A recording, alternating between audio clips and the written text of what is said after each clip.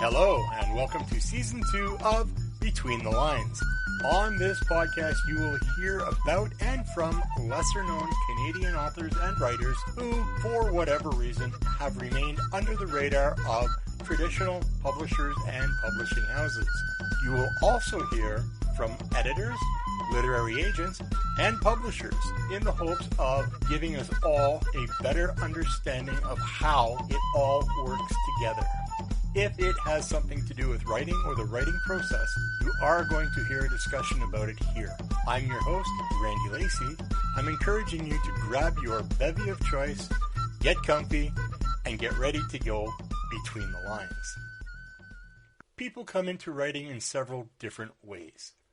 For some, it was a teacher at school handing out a writing assignment, while for others, it may have been by reading and wondering if they might be able to write. Every writer has started their writing journey on a different path. Each writer's journey will be different, yet similar. But one thing all writers have in common is a different destination. Hello, and welcome to another episode of Between the Lines. On this episode, I will be speaking with Lisa Bournelis from somewhere in the heart of North Vancouver, British Columbia. Hello, Lisa, and welcome to Between the Lines. Hi, Randy. Thanks for having me on your podcast. Well, it's about time. We've been trying this for how long now? Several months. Darn that COVID, right? And well, you know, things happen, life goes on, but here we are and we're going to do this finally.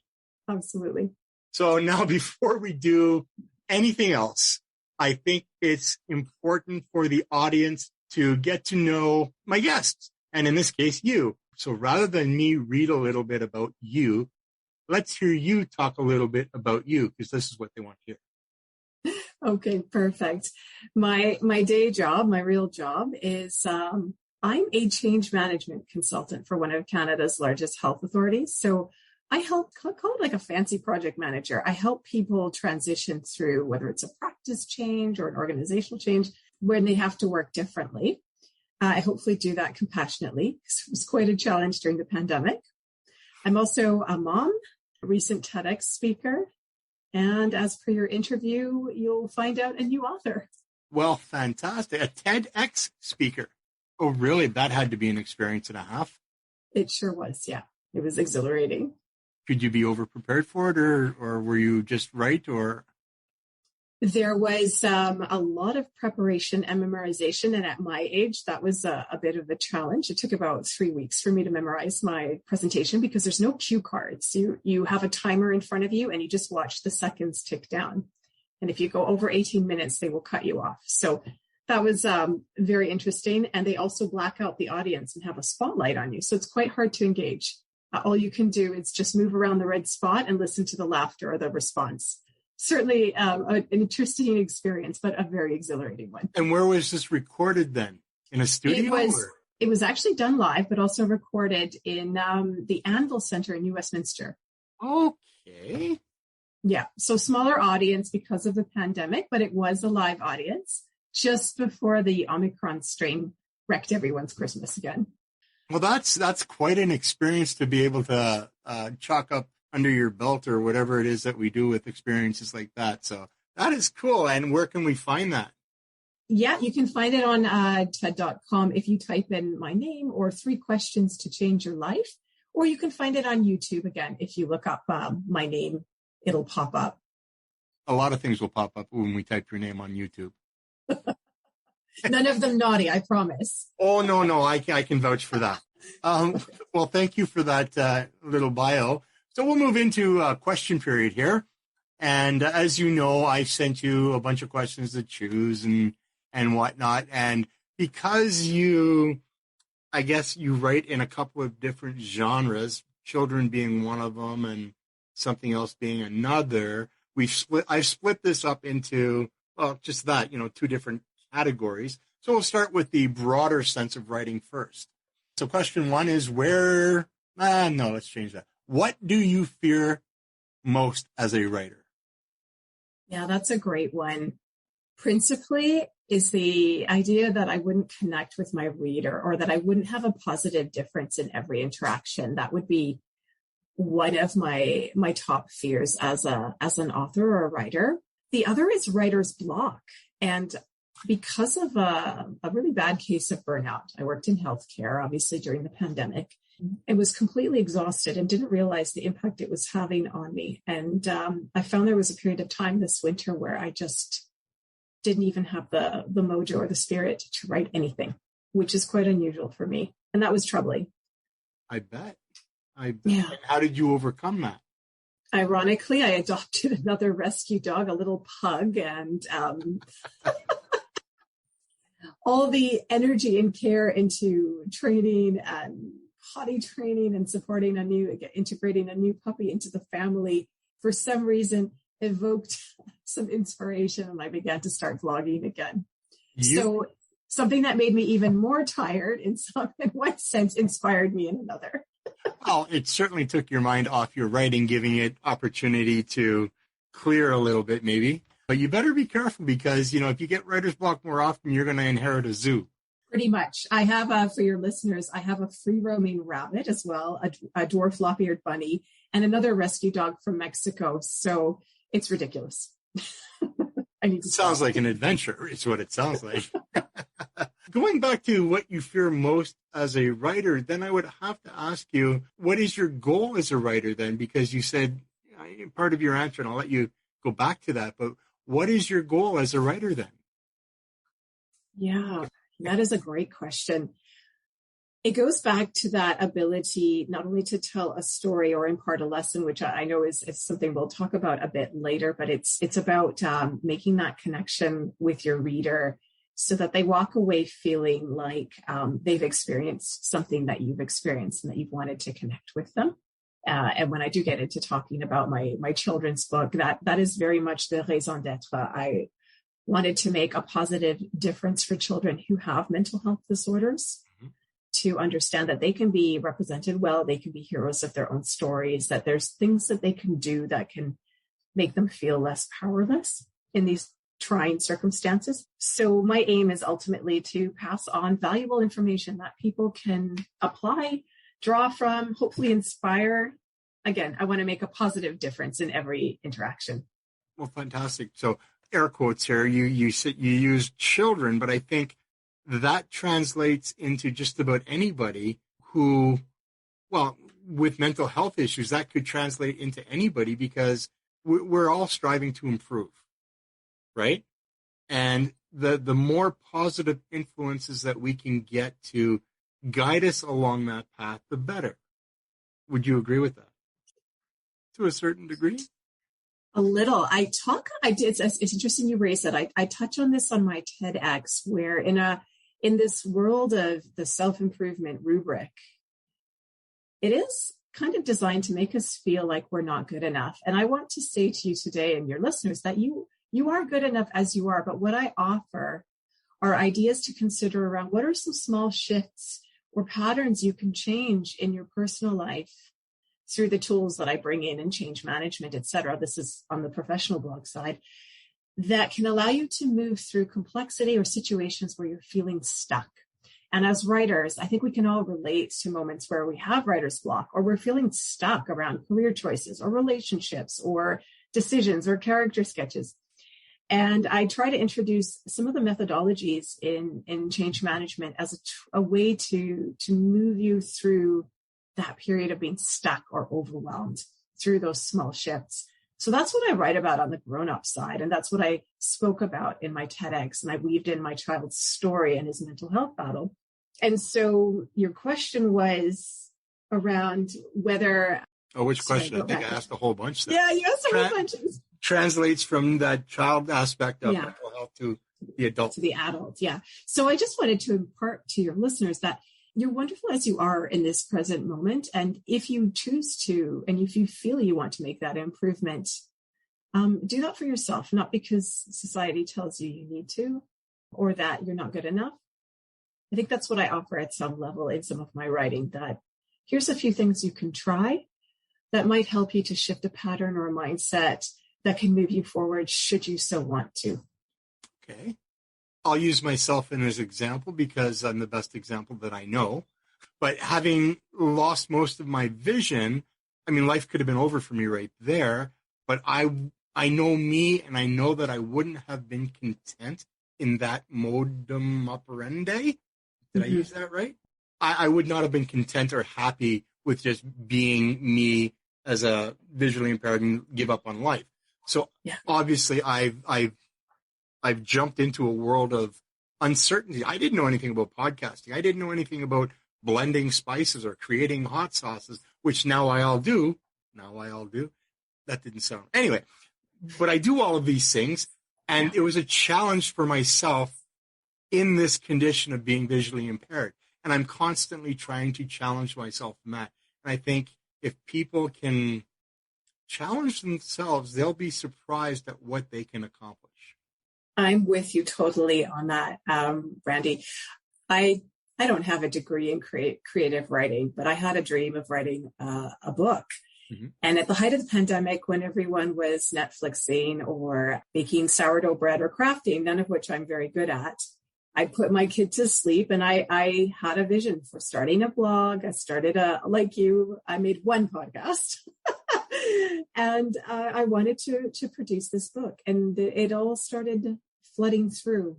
I can't explain. There was just so much inspiration and content creation and things happening, even though I was physically depleted and exhausted after working long shifts in healthcare. Something was just passionately moving through me. And I think that saved me from the mental health aspects of the pandemic. I'm a natural extrovert, and the lockdowns for me were horrific. I bet. So you're an extrovert, natural extrovert, you say, right? Yeah. Now, you'd never know it, and people don't believe me when I say this, but I'm actually a very shy person. But I realized at a very young age that if I wanted to get out there in the world, that I would have to put myself out there regardless of the cost. And that's why I am the way I am today. But people find it hard to believe that deep down inside, I am a very shy person. Enough of that. Let's get back to the interview.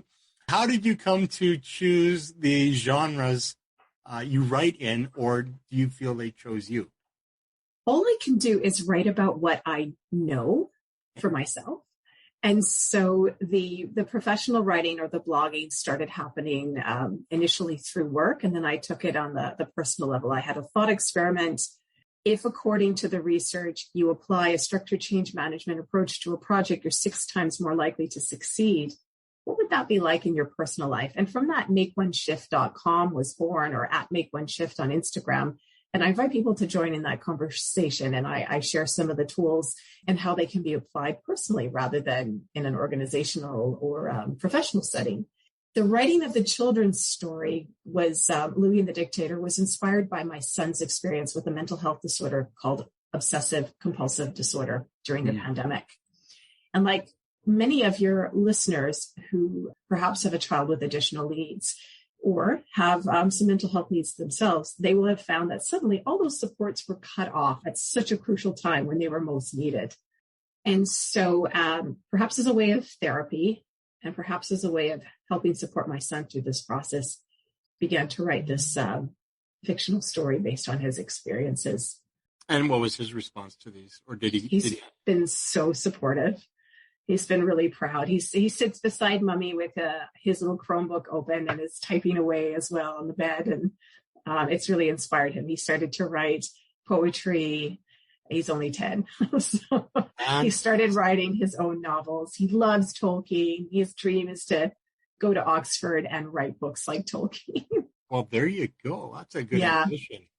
That's a great ambition. Now, for those of you who are not seeing this because this is an audio podcast and know that I am visually impaired, I still have enough vision to see the smile of pride on Lisa's face when she talks about this. So well done. How much of yourself would you say goes into something you've written? Perhaps everything. And I think many of your listeners, again, who are writers will possibly relate to that.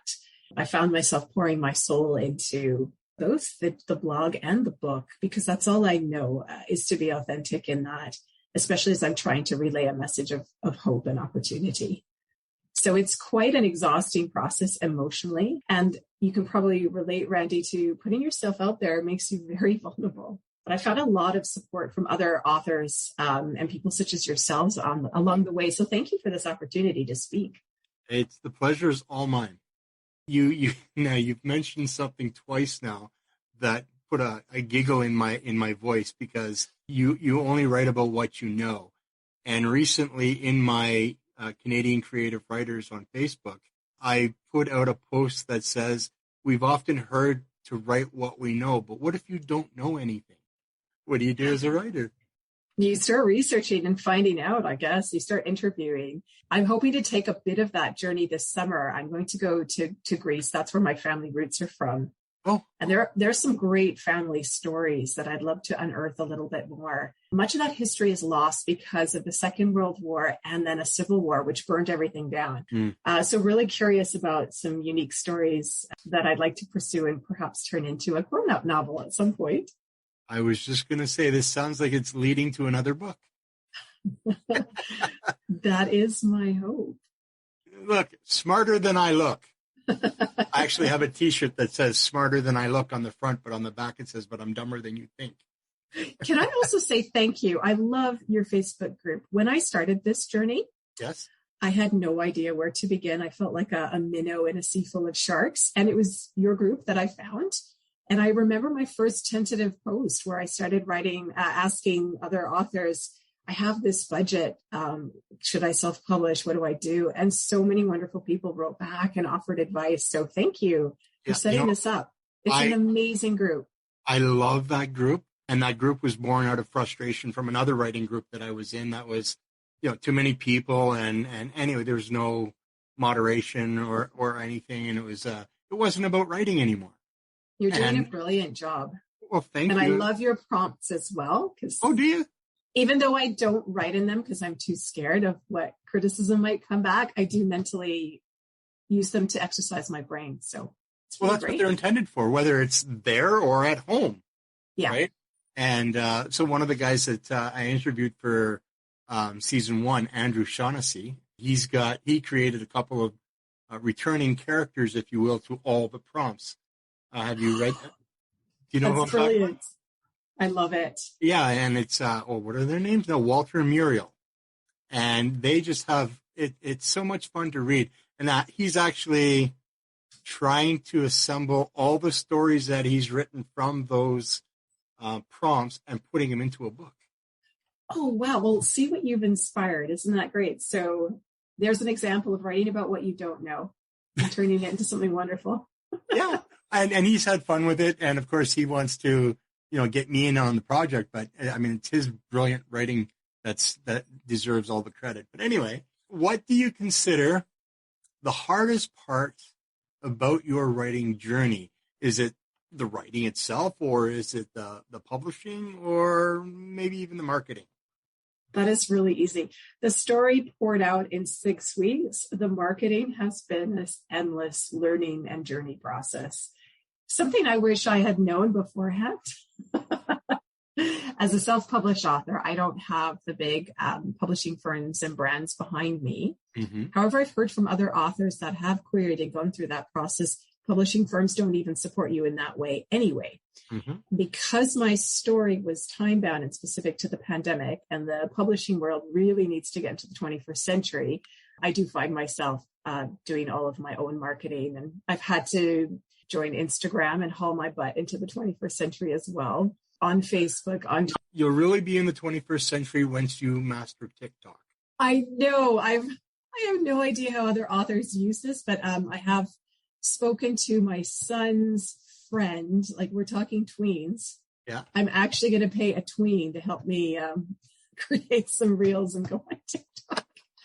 I'm not even that old, but it's ridiculous. Well, I'm sure I've got a few years on you, and I'm not even going to try TikTok. It's ridiculous. Sorry, that just made me laugh. What's going on around you when you sit down to write? Is there music or dogs or a cat nearby? Newton's cradling. I was going to ask you what the latter was. It's nothing too exciting. I do my writing when everyone is asleep and the kid is tucked in, and I'm sitting on my bed with my laptop heating up and burning through the quilt in my thighs, and there's usually pets on the bed as well. So a Newton's cradle is one of those gizmos with a bunch of balls on a string, and clacking back and forth. Oh, okay. Yes. That's Yeah. a Newton's cradle. I find I can't write with music or other distracting sounds in the background. I'm just very focused and just clickety-clacketing away. And thankfully, I can touch type, which allows me to get thoughts on paper really quickly. Oh, you're one of those lucky ones. I could never handwrite. Like, I would just lose it. You know what? I used to have really good handwriting, and then I lost my vision, and I tried writing shortly after one of my 13 operations, and I couldn't even find the line to write on. Yeah. It was all over the page, and I'm sure if I hung it up as art, it would have been great, but I'm neither an artist or anything like that. If I showed up, I like this one. If I showed up outside of your residence in a time machine and I said, hey, Lisa, get in, or where or when would you like to go to? Oh, wow. What a great question. So that's not one of the ones that I answered, I don't believe. So we're going to put you on the spot. Okay. Surprise. Yeah, surprise. I'm probably too nervous to see what the future holds, given what's going on in the world right now. I'll pass on that. I do love history and how it shapes us as human beings. So I would definitely want to go back to the past, probably during periods of massive change like Reformation or around the time of the fall of the Roman Empire, to see what was happening for people, where were the mindset shifting, what were some of the great ideas that were being shared that transformed or inspired Western civilization or the way things are today. So I would probably be very curious to poke my head around those periods. Now, when you say the Reformation, what about the Reformation would draw you back there? And if it's too personal, just tell me to be quiet. No, just curious, really interested in how political and religious ideas changed. We're seeing a lot of rapid change right now in society, not just technologically, but also in terms of ideas as well. And I'm very interested about that because that is part of my profession. I acknowledge that the pace of change is ever emerging, relentless, and complex. And that's quite overwhelming. And yet, thousands of years ago, innovation probably occurred a lot more slowly, but people did go through huge upheavals, usually when empires rose and fell. Very curious to just compare what's same and different to the experience of those people then to ours today. I think the biggest difference would be the transfer of information. Would be one of the biggest, because information travels so fast today. Yeah, so the Gutenberg press, hey, that would have been a massive it's around that time that you start having Martin Luther's pamphlets and you start seeing religious change happening. Yeah, that's interesting. I mean, would you have liked to have been there at the door when he's nailing his theses to the door? His theses, yeah. That would have been a holy crap moment. No kidding, right? All right, so here's another thing you weren't expecting. So, do you have any afterthoughts or advice you'd like to share from what we've talked about so far? And aim that, if you will, at maybe a new writer starting their writing journey. Absolutely. So I think you touched on it as well. Kill the imposter syndrome. Just try it. Just do it. It's not going to be perfect on the first go. You're going to make mistakes, fail forward, learn along the way, and that's okay. And I'm saying this as a perfectionist and a type A. Let it go. Try it because it will take you forward and you'll learn something from it and it won't be a wasted effort. I think that You don't think so? No, because you'll have learned something, even if it fails spectacularly. So I haven't made a single cent in my first year of entrepreneurship as a journey. Okay. And yet I have published a book. I have a blog up and I've done a TED Talk. So have I failed financially? Yes, I've made a loss, but learning wise and as a progression of my writing and platform, no. So it depends on what you value as success or failure. Either Precisely. way, I'm further ahead in the journey than I was 1 year ago. Precisely. Now, I've been saying this since I started writing, and I still hold fast to this, is I don't write for profit. I profit from writing. Beautiful. And, everybody's got their own reason for wanting to write or be published or anything like that. And it's never been about money or fame. It's always been about there's something in me that needs to get out. And I realized that for it to get out there, it has to be published. And so I self-publish. But if it doesn't make me money, but somebody reads the book and they go, oh, I didn't see it like that, then it's accomplished its purpose and it's a success. Thank you for that. That's wonderful. And I agree with that. I have had adults reach out to me and say, I wish this book was around when I was a child. No one believed me when I talked about my mental health disorder or OCD, etc. Yeah. Or I hear from children or parents and therapists, like, this is a great addition to our therapeutic library or what have you. So in that sense, maybe I've only sold 250 books in the first 8 months, but it's making a difference to individuals at a small pace or small scale at a time. A few years ago, and I'll give you a personal slice of my life here, but when I was married, my wife and she was pregnant, and it was a tubal ligation, and we lost the baby, but we almost lost her as well. And then I started thinking that, watching people come to see her in the hospital, oh, are you okay? I'm so sorry. And they'd walk right by me and not even pay any attention to me. And I'm not bitter about this, and please don't mistake that, because I'm not.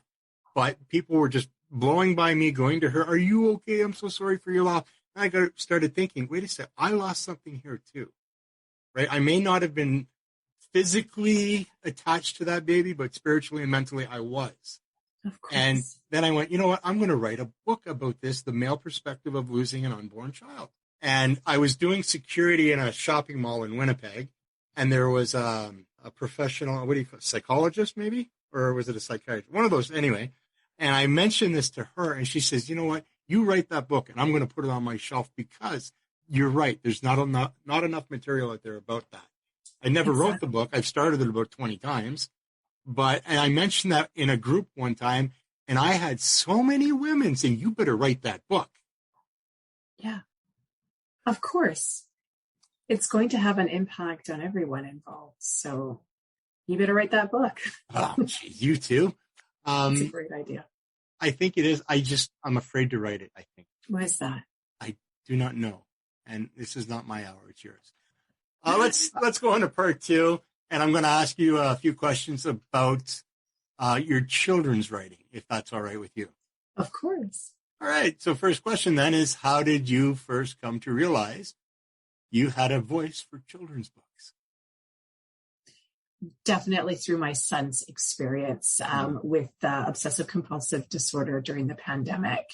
This was a unique opportunity to get a message out to kids that, one, you are not your thoughts. You might be experiencing some very large emotions or scary thoughts, and these might make you feel frightened or guilty, but you are not those thoughts. And so I incorporated some of the experiences he had with what's called exposure and response therapy, where you actually are exposed to that piece that you're afraid of. And I weave them into a story in a way that's not clinical. So a child reading it, whether they have that condition or not, will be able to manage some of the bigger emotions. So I felt I had something important to share. I've seen, I love crime dramas. And there are so many episodes that deal with that kind of therapy. And they always turn out bad. But I hope, you know what I'm trying to say. There's a potential for that too. Fortunately, in our case, the wonderful people at BC Children's Hospital had him in a special research program. And I'm forever indebted to them, which is why I donate most of my royalties from that book to the pediatric OCD research team at BC Children's. Did you hear that, everybody? Yeah. Did you hear that, everybody? Buy her book so she can donate this money to that cause and that need. Yeah. Thank you for that. I'm not editing that out either. If it warms your heart, it does go to a good cause. So number 2 then is, who were your test subjects, or as they are better known as beta readers? So I kept this project really quiet because I was a little bit embarrassed. It was the first time. And I shared the idea and the first iteration with my sister, and she loved it. And that gave me the confidence to continue.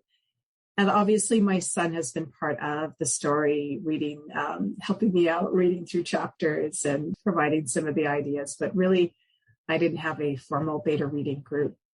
I don't know if that's a bad thing, but I'm getting a lot of positive response. So it's resonating with young readers and with their parents and therapists. So what's the age group that you aim this at, or is there?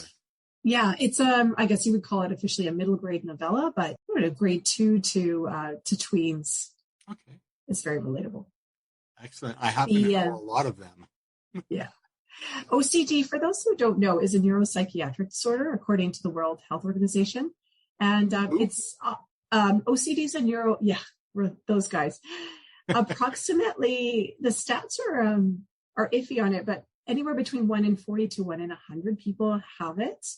But I often hear from people who've read the book, they'll actually be like, oh, I have this. I think I need a diagnosis. Or my sister, for example, was recognized it in herself and is actually seeking a formal diagnosis as an adult. So it's often a little understood condition. And unfortunately, the media presents it in the films as excessive hand washing or contamination fears. And it can be any compulsion. Mm-hmm. So imagine, Randy, the thing you're most afraid of in the entire world occurring if you don't submit to that compulsion. So shifting mindsets is a constant occupation for my kid. And I think a lot of listeners or children who with anxiety might be able to relate to that, even if they don't have that diagnosis. Do you find that it gets misdiagnosed quite a bit? It's very hard to find a specialist who can diagnose it properly. And again, thank goodness for BC Children's Hospital and that particular research team. I would never have been able to afford the $250 an hour therapy or the even get a proper diagnosis. It just happened to be serendipity that my sister actually recognized the symptoms.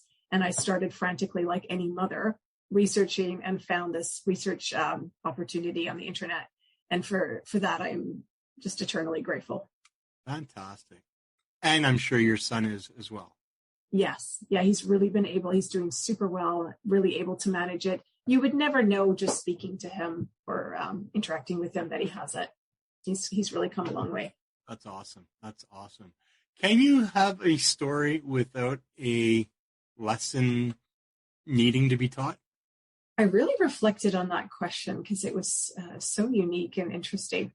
Whether you intend to impart something or not, I believe you're leaving that behind with anyone you engage with. Good answer. As a writer, yeah, or as a creative. And so even in ridiculous poetry, like E. Cummings, you walk away with a feeling, whether there's a lesson learned or something formalized. And this is why my vision of wanting to have a positive difference in every interaction is so important to me in my writing. I want people to walk away with an aha, or I've learned something, or I don't agree with you, but that was food for thought. Yeah, absolutely. No, I'm not even gonna go beyond that. That was good. Publishing, traditional versus self-publishing. Most, if not all, children's books are hardcover. And up until very recently, it was nearly impossible to self-publish a hardcover book of any genre without using a vanity press.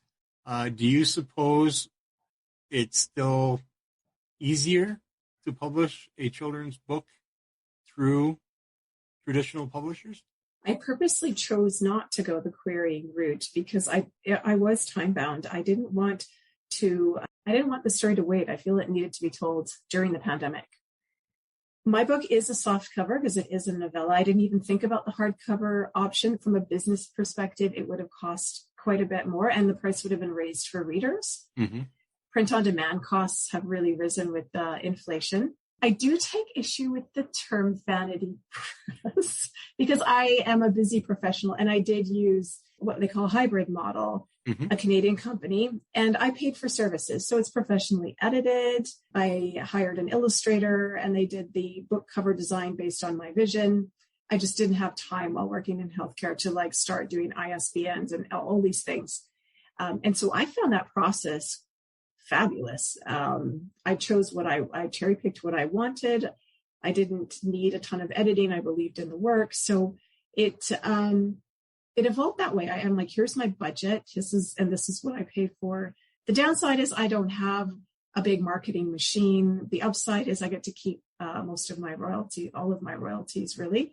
And I can hopefully put it forward as a query in the future to someone who might want to pick it up. Now, I don't know how your listeners feel about that, or if that means I'm not a real author. I am published professionally on professional blogs as well. So check out makeoneshift.com and decide for yourself. Well, fair enough. My first book, Blind Ambitions, because it took me going blind to be ambitious about publishing again, was done through a quote-unquote vanity press. And that cost me an arm and a leg. And, being on disability, I didn't really have an arm and a leg to spare. But after that, my following 8 books were all self-published on Amazon. And it cost me, just what it cost me if I chose to have somebody edit it or whatever. I did all my design covers and all myself. So I saved a bunch of money, and, people seem to like it. But there are ways around it. You just got to know. And now KDP does hardcover. Yeah. So Randy, here's a business idea for you. I would pay money for a course to walk me through how to do that, because that would open up for me the ability to just focus on pushing out as many products as I want, as many books as I want. The fees that they charge weren't that expensive because I cherry picked what I needed, which wasn't too bad. All right. But it is holding me back from writing more. And so I'm thinking, do I do a Kickstarter, or would I learn from someone like Randy or others, and I'm willing to pay for that, so I know how to do it by myself? There's an idea for you. Well, like I said, I've done 8 books on my own. I never even thought about that as an option, but you know what? I don't even need money. I would gladly teach anybody what I have. But, I'm just weird like that. That's awesome. All right. I might be messaging you after this interview. Oh, you know what? Go right ahead. I have no problem with that. What scares you the most about the children's book genre? Again, I talk back to that theme of not having an impact, a positive impact. When working or dealing with children's issues, I want to certainly adopt a policy of first do no harm. I want the work to be meaningful and represent children in that condition appropriately. So again, I feel like I can only write about what I know in that context. Mm-hmm. The other piece that worries me a little bit is attention span. So I tried for each chapter, I guess like Charles Dickens, that each becomes a little mini story in its own right. So folks can then be interested in continuing on that journey. Mm-hmm. With social media and with other factors, I think our hippocampus or our cerebral cortex is just has no attention span anymore. I'm hearing your average TikTok, you have 7 seconds to really bring someone in. So that's always been a challenge, just making sure the interest is sustained without losing the descriptive elements that are important in creating a story, that poetic element. And that's why TikTok is not something that is viable for me, because I tend to be long-winded. That is fantastic. We're going to move on to part 3 for this case, because normally we only have 2, but we call this shameless plugging. So, oh, yay. Yay, no, really. So I don't know if you're aware of this or not, but the whole basis behind this podcast is to, and I know maybe some people find this offensive or whatever, but I created this podcast so that I can interview people who I call lesser known Canadian authors and writers, because I find that the traditional publishing houses tend to shy away from the unknown. And I have read a lot of, or listened to a lot of good stories, novels from lesser known authors who don't get that opportunity. So I'm trying to give them an opportunity through this podcast. And that was the whole theory behind this podcast. What works do you currently have in publication? So this is where you get to plug your most recent, but touch on all of them. Okay. So I am the author of Louie the Dictator, an uplifting children's novella inspired by my son's experience with a mental health disorder called OCD during the pandemic.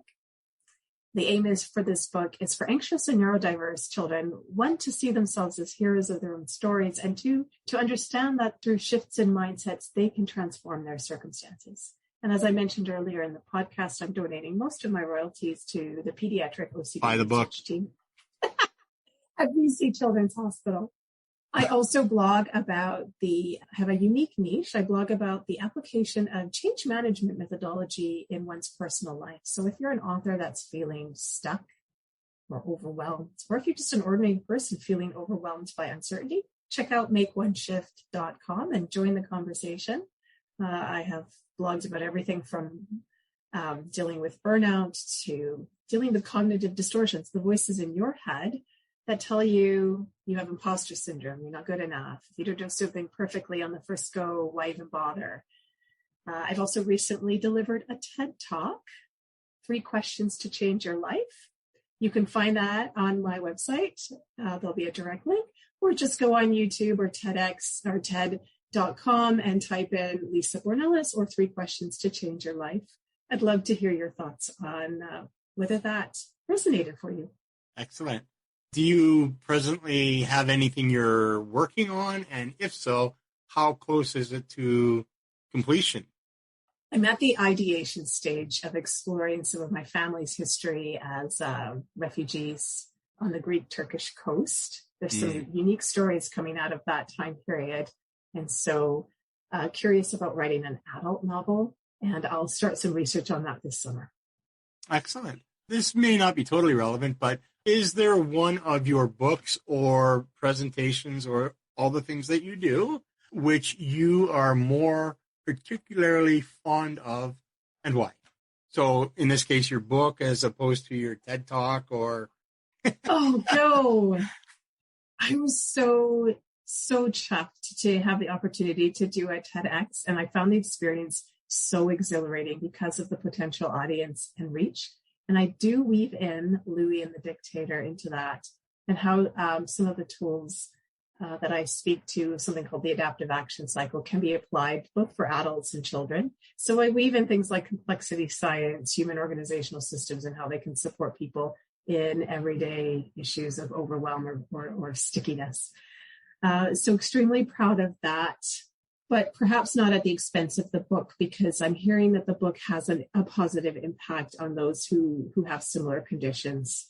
So you're asking me an impossible question. I think both complement each other and both are referenced. Where can people connect with you? Things like, email, website, snail mail, blog, Meta, formerly Facebook or whatever, Instagram, TikTok, Twitter, and the list can go on. But you can follow me on Instagram at MakeOneShift or L Bournelis on Twitter. You can also reach out to me through my blog, makeoneshift.com, and it will automatically allow you to email me, makeoneshift@gmail.com. So I look forward to hearing from you. That seems to be your general go-to. Is it Make One Shift? No, what is it? Yeah, make, all one word, MakeOne shift.com, not the number 1, but spelled out. Excellent. And finally, do you have any advice or words of wisdom to share with would-be or emerging children's writers? Just go for it. I talked a little earlier in this message about throw away the imposter syndrome and write from your heart and your experience. Many of your listeners might be parents, and your stories are gold, because they are a reflection of your experience, and they need to be told. So I really invite you to do that. Lisa, this has been an informative and entertaining, we've been going over an hour now. So, this has been a lot of fun, and it's been good getting to know you, and your answers were very insightful. So thank you for that, and thank you for agreeing to come on the show. Thank you, Randy, for the opportunity and for all the work you're doing to connect writers and promote Canadian authors. I'm really appreciative of it. Bless you. You have been listening to Between the Lines. In future episodes, I will not only be speaking with Canadian authors and writers, I will also be speaking with those from the other side of the writing industry, editors, agents, and publishers, in the hopes of getting a better understanding of how it all works together. If you liked what you heard, hit the subscribe button to be notified of new episodes and content. Send all your comments, suggestions, or any questions you'd like to have a guest answer to me at randy.b rtlpodcast@gmail.com. Be sure to visit me at www.therandylacey.ca. While there, look for the Buy Me a Coffee button to help support the podcast. Thank you for your time and your ears. Tune in, be inspired, and write on.